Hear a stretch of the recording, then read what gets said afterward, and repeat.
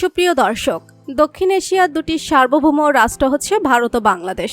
অর্থনৈতিক সমৃদ্ধ ও উজ্জ্বল সংস্কৃতির জন্য এই দুটি দেশ গোটা পৃথিবীতে সুপরিচিত।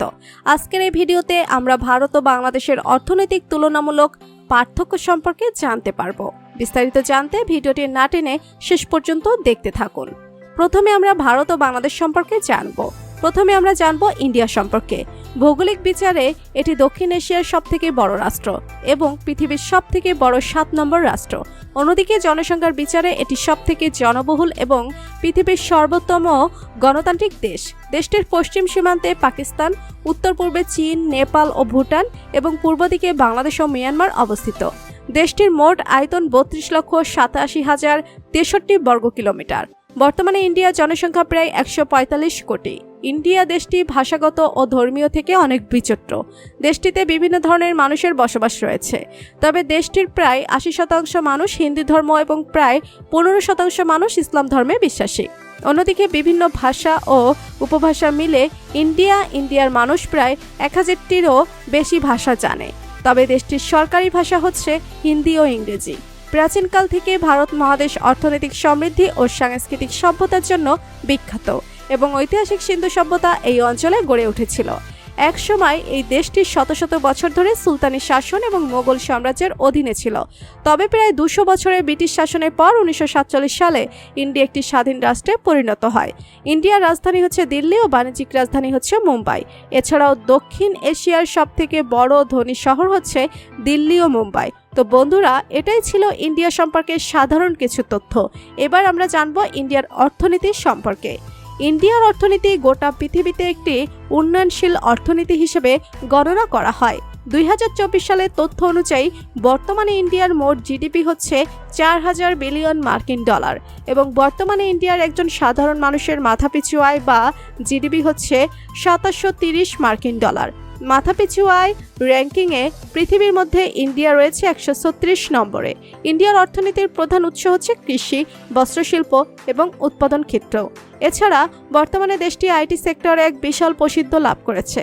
তবে বিগত 2 দশকের উল্লেখযোগ্য অর্থনৈতিক বৃদ্ধির সত্ত্বেও ইন্ডিয়া বর্তমানে পৃথিবীর সবথেকে দারিদ্র্যপীড়িত রাষ্ট্র।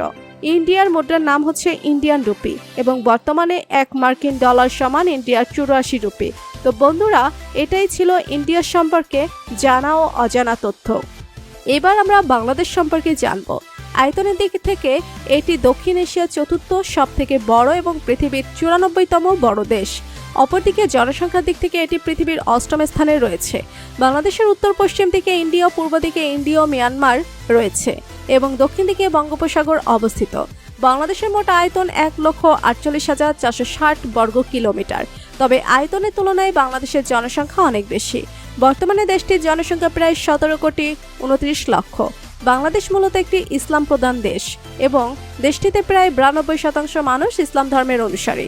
এছাড়া বাংলাদেশের 7% হিন্দু ধর্ম রয়েছে। বাংলাদেশের রাষ্ট্রীয় ভাষা বাংলা।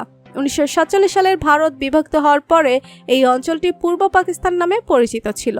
এরপর 1971 সালে টানা 9 মাস যুদ্ধ করে একটি স্বাধীন রাষ্ট্র হিসেবে পরিচিতি লাভ করে। বাংলাদেশের রাজধানীর নাম ঢাকা এবং বাণিজ্যিক রাজধানী হলো চট্টগ্রাম। জনসংখ্যার দিক থেকে ঢাকা হচ্ছে পৃথিবীর অন্যতম একটি জনবহুল শহর। দিল্লি ও মুম্বাইয়ের পরে ঢাকা হচ্ছে দক্ষিণ এশিয়ার সবথেকে বড় এবং ধনী শহর। এগুলো ছিল বাংলাদেশ সম্পর্কে কিছু সাধারণ তথ্য। এবার আমরা জানবো বাংলাদেশের অর্থনীতি সম্পর্কে। ইন্ডিয়ার মতো বাংলাদেশের একটি দ্রুত উন্নয়নশীল অর্থনৈতিক দেশ। বর্তমানে বাংলাদেশের অর্থনীতির একমাত্র উৎস হচ্ছে কৃষি, এছাড়াও পোশাক শিল্প ও প্রবাসী রেমিডেন্স। 2024 সালে বাংলাদেশের মোট জিডিপি হচ্ছে 455 বিলিয়ন মার্কিন ডলার এবং বর্তমানে বাংলাদেশের মানুষের জিডিপি হচ্ছে 2684 মার্কিন ডলার। জিডিপিআই র্যাঙ্কিংয়ে বাংলাদেশ অবস্থান করছে বিশ্বের মধ্যে 144তম অবস্থানে। বাংলাদেশে মুদ্রার নাম টাকা এবং 1 মার্কিন ডলার সমান বাংলাদেশি 118 টাকা। বাংলাদেশ পৃথিবীর মধ্যে নদীমাতৃক দেশ হিসেবে অনেক বিখ্যাত। তো বন্ধুরা, বাংলাদেশ এবং ইন্ডিয়ার অর্থনৈতিক অবস্থা সম্পর্কে আপনার মতামত কি জানিয়ে দিন কমেন্ট করে। আর ভিডিওটি ভালো লেগে থাকলে একটি লাইক দিয়ে চ্যানেলটি সাবস্ক্রাইব করুন। ধন্যবাদ।